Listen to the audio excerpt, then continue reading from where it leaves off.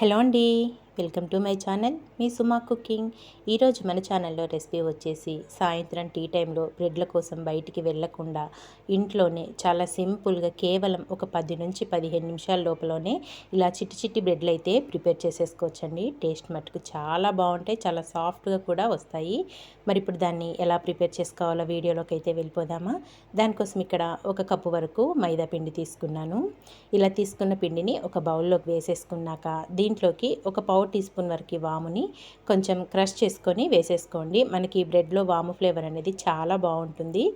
వాము కూడా వేసేసుకున్నాక దీంట్లోకి వచ్చేసి ఇప్పుడు లైట్గా సాల్ట్ అనేది వేసుకోండి, మరీ ఎక్కువ కాదు. లైట్గా సాల్ట్ వేసేసుకొని ఒక 2 టేబుల్ స్పూన్ల వరకు పంచదార వేసుకోండి. పంచదార కూడా మనం ఎక్కువ వేసుకోవద్దు, ఓన్లీ మనం తీసుకునే పిండి క్వాంటిటీని బట్టి వేసుకోండి. ఇక్కడ నేను తీసుకునే పిండికి ఒక 2 టేబుల్ స్పూన్ల పంచదార అయితే కరెక్ట్గా సరిపోతుంది. మనం వేసుకున్న పంచదార, వాము, ఉప్పు అంతా పిండిలో కలిసే విధంగా ఇలా ఒకసారి బాగా మిక్స్ చేసేసుకోండి. ఇదంతా ఇలా బాగా మిక్స్ చేసుకున్నాక దీంట్లోకి ఒక కప్పు వరకు చిక్కటి పెరుగు వేసేసుకోవాలి. పెరుగు మొత్తం వేసేసుకున్నాక దీంట్లోకి వచ్చేసి ఇప్పుడు ఒక ఈనో ప్యాకెట్ని అయితే వేసుకోవాలండి. ఇక్కడ నేను తీసుకున్న ఈనో ప్యాకెట్లో ఒక హాఫ్ వరకే వేసుకున్నాను. ఈనో కూడా వేసేసుకున్నాక ఒకవేళ మీరు ఈనో వద్దు అనుకుంటే కనుక కొద్దిగా వంట సోడా కూడా వేసుకోవచ్చు. ఈనో వేసుకున్నాక కొద్దిగా వాటర్ వేసుకొని ఇదంతా ఒక్కసారి బాగా మిక్స్ చేసేసుకోండి.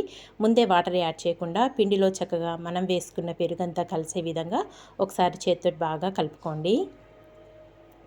ఇదంతా ఇలా కలుపుకున్నాక ఇప్పుడు కొద్దిగా వాటర్ యాడ్ చేసుకుంటూ సాఫ్ట్గా మనం చపాతీకి అయితే ఎలా ప్రిపేర్ చేసుకుంటామో పిండి ముద్దని ఆ విధంగా వచ్చేలాగా చక్కగా సాఫ్ట్గా కలిపేసుకోవాలి. పిండిని చాలా క్విక్గా ప్రిపేర్ చేసుకోవచ్చు, చాలా టేస్టీగా ఉంటాయండి. మనం ఇంట్లో ప్రిపేర్ చేసుకుంటున్నాం కాబట్టి బ్రెడ్ అనేది చాలా బాగుంటుంది, చాలా సాఫ్ట్గా కూడా వస్తుంది.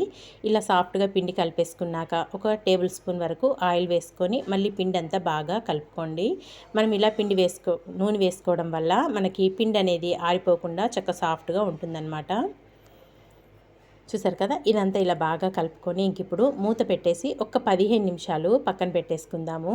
పిండి అనేది మనకు చక్కగా సాఫ్ట్గా నానుతుంది. ఒక 15 నిమిషాల తర్వాత అయితే మీకు చూపిస్తున్నాను. చూసారు కదా, పిండి అనేది ఇక్కడ మనకి సాఫ్ట్గా అయింది, అలాగే పిండి కూడా కొంచెం పొంగింది. మళ్ళీ ఇదంతా ఒకసారి ఇలా బాగా మిక్స్ చేసేసుకొని కొద్దిగా పొడిపిండి వేసుకొని పిండి అనేది బాగా కలుపుకోవాలండి. పిండి మనం ఎంత బాగా కలుపుకుంటే మనం చేసుకునే బ్రెడ్లు అనేటివి అంత సాఫ్ట్గా గుల్లగా వస్తాయి. కొద్దిగా పొడిపిండి వేసేసుకొని చక్కగా బాగా కలుపుకోండి. ఒక 2-3 నిమిషాలైనా చక్కగా పిండిని నేను చూపిస్తున్న విధంగా ఇలా కలిపేసుకోవాలి. ఎవరైనా ఫస్ట్ టైం కనుక మన ఛానల్ని చూస్తుంటే ప్లీజ్ మన ఛానల్లో అయితే వెరైటీ స్నాక్ ఐటమ్స్ అలాగే వెజ్, నాన్ వెజ్ కూడా చాలా పోస్ట్ చేశానండి. వీలుంటే అవి కూడా చూడటానికి ట్రై చేయండి. తక్కువ టైంలో అయ్యేటివి నేను ఎక్కువగా పోస్ట్ చేస్తుంటాను. చూసారు కదా, పిండినంతా ఈ విధంగా బాగా మిక్స్ చేసేసుకున్నాక చేత్తో ఇలా ప్రెస్ చేసుకోండి. ఒక్కసారి ఇలా ప్రెస్ చేసుకున్నాక మళ్ళీ కొద్దిగా పొడిపిండి వేసేసుకోండి. పొడిపిండి వేసేసుకొని ఇది ఇప్పుడు మనం చపాతీ కర్రతోని లాటించుకోవాలి. మరీ పల్చగా లాటించుకోవద్దండి, కొంచెం మందంగా ఉండే విధంగానే లాటించుకోవాలి. మరీ ప్రెస్ చేస్తూ కాకుండా లైట్గా అలా లాటించేసుకోవాలి. చూసారు కదా, ఇలా లాటించుకోవాలండి. మనం తీసుకున్న పిండితోని ఇలా చక్కగా లాటించేసుకొని చుట్టూరా 4 పక్కల చక్కగా కట్ చేసేసుకోవాలి. మనకి స్క్వేర్ షేప్ వచ్చే విధంగా ఈ మాత్రం మందం ఉండేలాగా లాటించుకోండి. ఇలా లాటించేసుకున్నాక చుట్టూరా 4 పక్కల కట్ చేసేసుకోండి. కరెక్ట్ లెవెల్గా వచ్చే విధంగా కట్ చేసేసుకోండి. మనకు ఒక డబ్బా షేప్ వచ్చే విధంగా కట్ చేసుకోవాలి. నేను వీడియోలో చూపిస్తున్నాను కదా, అలా కట్ చేసేసుకోవాలి. ఇలా 4 పక్కలు కూడా కట్ చేసుకొని మిగతా ఉన్న పిండితో కూడా మళ్ళీ ఇలాగే ప్రిపేర్ చేసేసుకోవాలండి. మనము ఒక్కసారి మళ్ళీ లాటించేసుకుందాము. అంతా ఈక్వల్ వచ్చే విధంగా లాటించుకోండి. చూసారు కదా, ఇలా లాటించుకున్నాక ఇప్పుడు ఒక చాక్ తీసేసుకొని ముందు పొడవుగా ఇలా కట్ చేసేసుకోవాలి. మీకు నచ్చిన షేప్లో కట్ చేసుకోవచ్చండి. ఇలాగే కట్ చేసుకోవాలని ఏమీ లేదు. ఇక్కడ నేనైతే చిన్నగా డబ్బా షేప్లో వచ్చే విధంగా కట్ చేస్తున్నాను. ఇలా పొడవులో కట్ చేసుకున్నాక మళ్ళీ అడ్డంలో కూడా కట్ చేసుకోవాలి.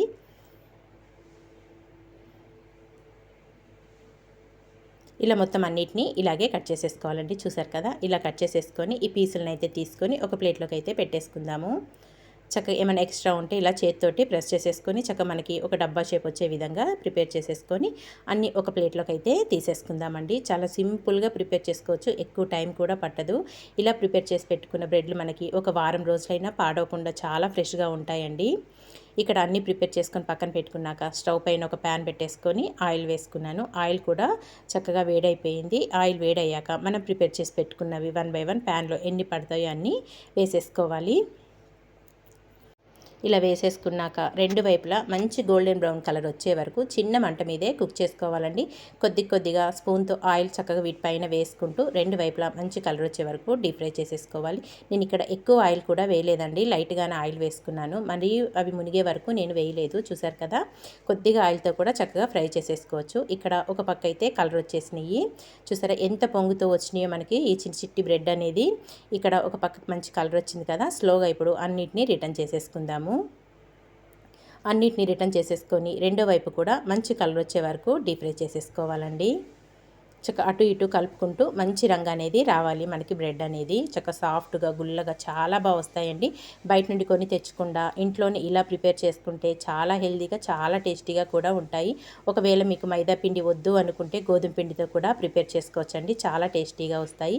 రెండో వైపు కూడా మంచి కలర్ అనేది వచ్చేసింది కదా, చూసారా ఎంత సాఫ్ట్గా ఎంత పొంగుతూ వచ్చిందో మనకి చిట్టి బ్రెడ్ అనేది. ఇంక ఇప్పుడు ఇవన్నిటిని ఒక ప్లేట్లోకి అయితే తీసేసుకుందాము. ఇవన్నిటిని ఒక ప్లేట్లోకి తీసేసుకొని మిగతా కట్ చేసుకున్న పీసులు కూడా ఉన్నాయి కదండి, అవి కూడా చక్కగా రెండు వైపులా మంచి కలర్ వచ్చే వరకు డీప్ ఫ్రై అయితే చేసేసుకోవాలి. పిల్లలకి ఇలా వేడివేడిగా టమాటా సాస్తో సర్వ్ చేసి ఇచ్చినా తింటారు. లేదంటే మనము లైట్గా పంచదార కూడా వేసుకున్నాం కాబట్టి స్వీట్గా ఉత్తి తిన్నా కానీ చాలా బాగుంటాయండి. టీలో ముంచుకున్నా కానీ చాలా అంటే చాలా బాగుంటాయి. ఇంకా అన్నీ ఇలాగే డీప్ ఫ్రై చేసేసుకొని ఒక ప్లేట్లోకి అయితే సర్వ్ చేసేసుకున్నాను. చూడండి ఎంత సాఫ్ట్గా వచ్చిందో, ఎంత గుల్లగా వచ్చిందో. నేనైతే ఒక బ్రెడ్ అనేది చూపిస్తాను చూడండి ఎంత గుల్లగా వచ్చిందో.